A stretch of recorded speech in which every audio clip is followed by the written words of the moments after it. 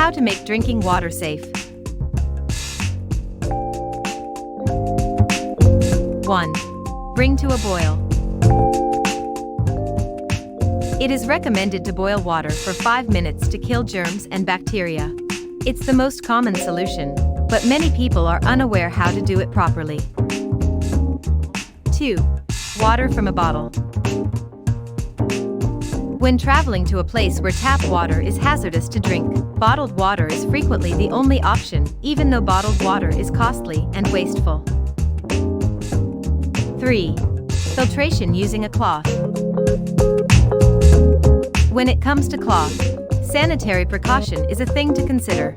The cloth should be cotton and must be thick enough to keep all dangerous particles at bay. 4. Physically filter the water.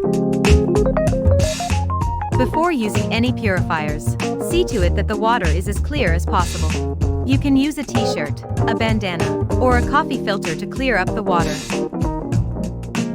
5. Carbon-based purification or adsorption. Pretreatment is crucial in the refinement process.